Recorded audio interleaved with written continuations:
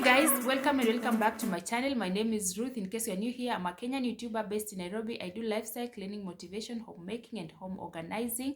Be sure to subscribe, and if you enjoy this video, kindly give it a thumbs up and let's interact in the comment section, as this one will make this channel to go a very long way. So guys, I'm back again with another video, and today I'm just going to take you through my part 2 of how I managed to build my own home on a low income. I did part 1 of it. If you did not watch it, I'm going to leave the link in the description box so that you can check it out, guys. So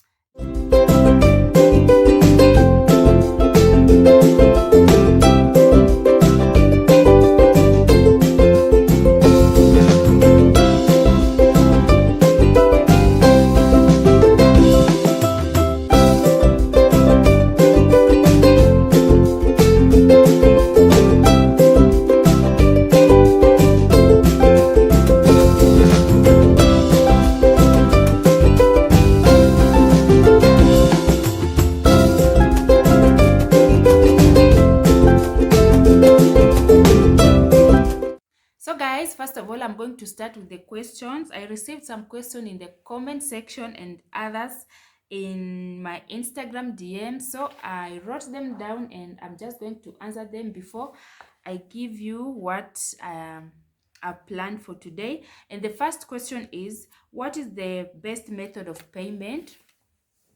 The best method of payment, guys, it depends on how you'll agree with your contractor, and again, it also depends with your pocket. If you have been saving, or you are saving and you have a certain amount of money in maybe in your pocket or in your account, you can decide to go for payment number 1, which is contract way of paying. That is, you sit down with your contractor and then you agree. If your project is going to cost you like 1 million Kenyan shillings, you will break it down. You can pay 3 times or twice. You pay as the work starts, you pay in the middle, and then you pay as the work ends. Or if you are that person who earns daily, like today you have 10,000, you have 20k, you have 100k, you can decide on how you'll be paying.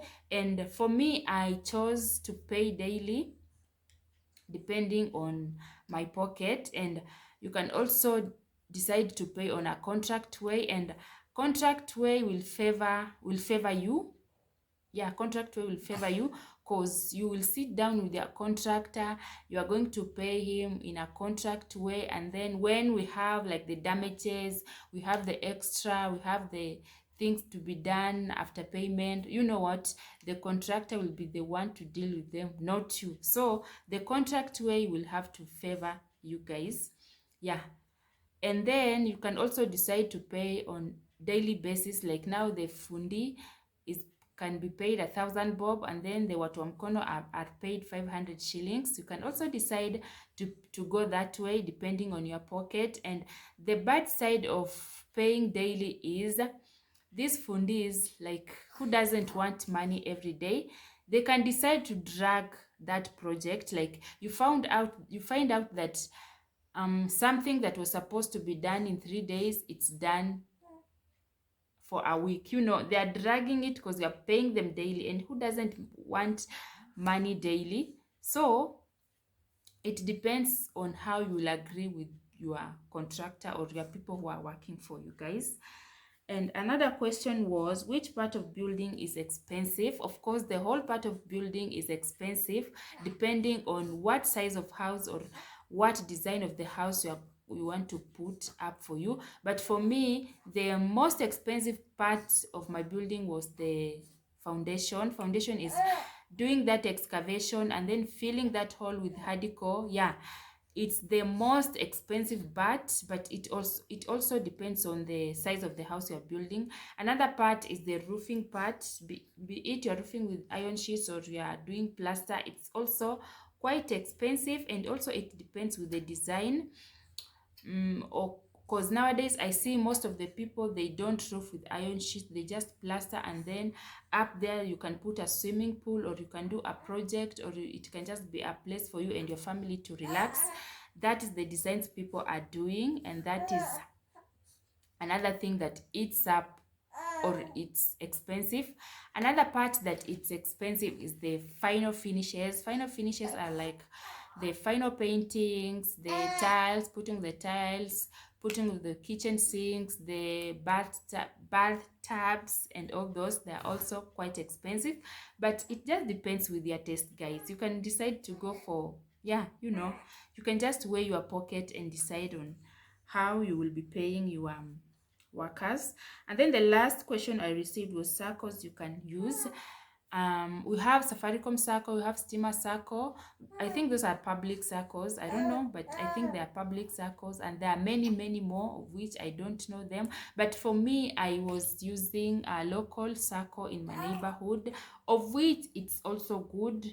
That's a circle that you can just save. You save quite a number of money per month, and then you can take a loan from it. Yeah, and they do, like, they can give you a loan 3 times and have your shares, or 4, or even 4. It depends on the regulation and rules of the circle that you are in, guys. So I hope I've answered your question. If not, you can still reach me. You can just drop a question in the comment section, and also you can find me on Instagram. My Instagram handle is Armukoya. Drop your question, I will still answer, guys. The building department is wide, and we can never finish talking about it. So if you still have question, I will still do it for you guys, depending on you. If you are satisfied or not, I will still do it for you guys. So those are the only questions that I received. Let me give you some few points or on what to consider when you are building your own home on a low income. Remember, we are dealing with low income or low budget, a low budget house. The first thing is choose your friends. Guys, you must choose your friends wisely to avoid peer pressure.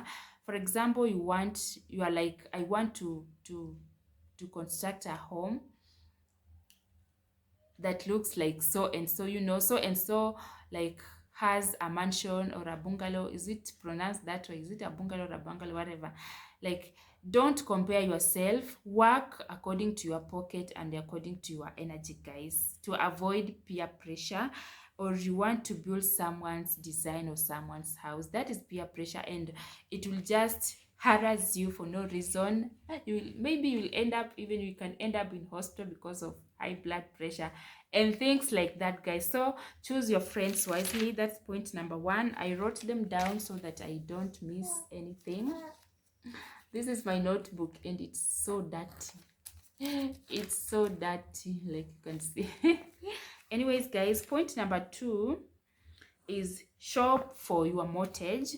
This is, you planning to have your own home on a loan or cash? If it's loan, and I remember I talked about this, if it's loan, guys, plan on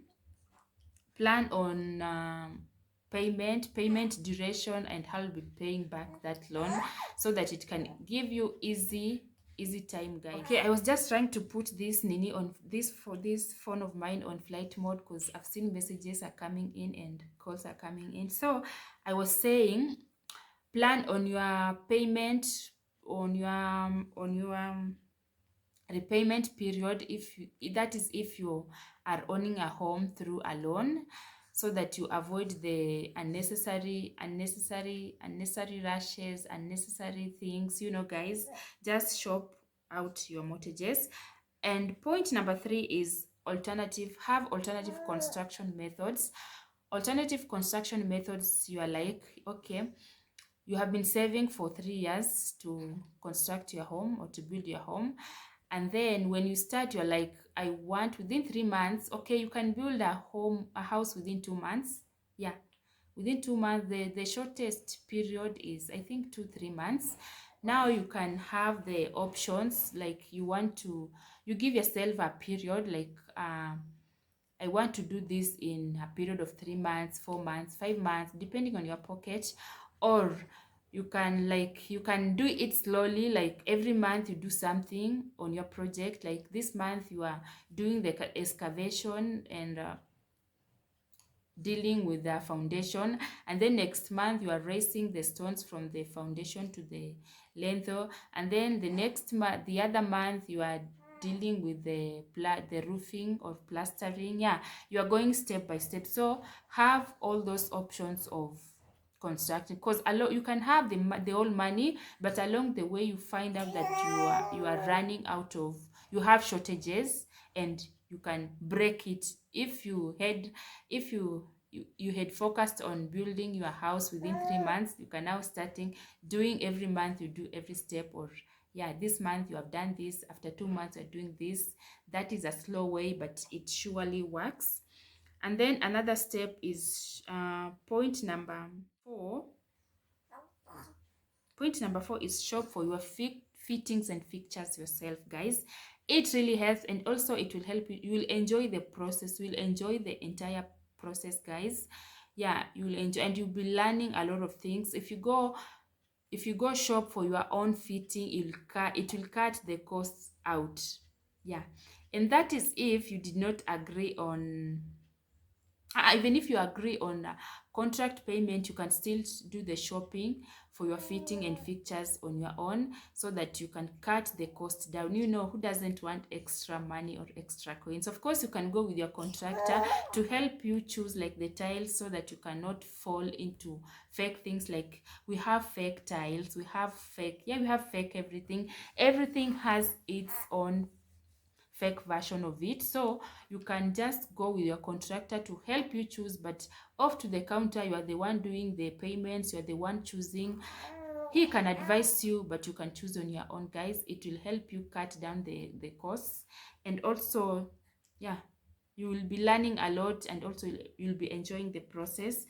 And then point number 5, why am I forgetting the point number 5 is bind out your costs. Bind out your costs. This one, it means compare the quotes. You can decide to go on with low quotes or higher quotes. When it comes to low quotes, this means poor workmanship. Guys, low quotes, you're going to do low quality things.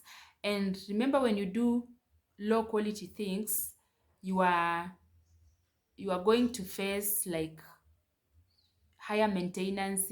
Low quality things needs higher maintenance, I think. Yeah, low quality things needs higher maintenance, and you'll be doing a lot of renovations. Like you need to redo, and that is it will be expensive. It leads to an expensive future. You will be like doing the renovations every month. You're doing this, you are installing, reinstalling, you are reinstalling, because you chose low quote. And if you choose high quotes, this means everything will be, it's high, but it will reduce the rate of maintenance, and also it will reduce the rate of expensiveness. Like in future, you don't need to be like repainting your house, redoing things, they call it what, renovating.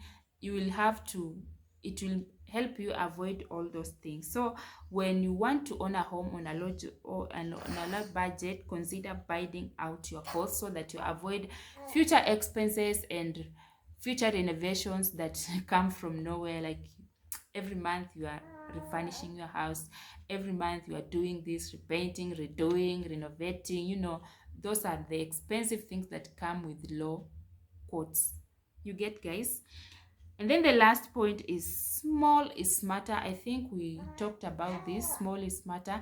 Unless you want a very big house with very big rooms, you have all the cash. If you have all the cash, if you're not dealing with you are not building on a budget, yeah, you can do anything. You can have the whole house to yourself, depending on your pocket. But here, remember, we are focusing on a low budget, low income.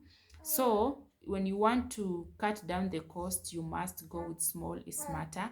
That is going with small rooms. You can even do 3 in 1. Like you have dining, you have a kitchen, you have a sitting room in the same room. They normally call them open kitchen. Yeah, the living room is here, dining is here, and then the kitchen here is here.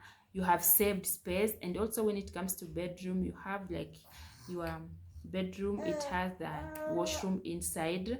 Yeah, it's open.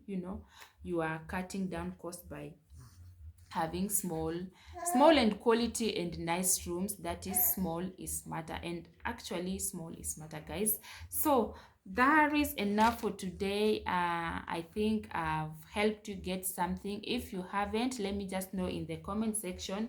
If you have a question, it's allowed, drop it in the comment section, or you can follow me on Instagram and drop your question.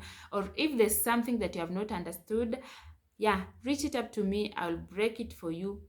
I'll break it to you. Thank you so much. Thank you so much for watching till here. I really appreciate you. And if you haven't watched the part 1 of this, I'm going to leave the link in the description box so that you can check it out, guys. So thank you so much. I really appreciate you, and probably I'll be seeing you on my next one. Live, love, and learn. Much love, and bye.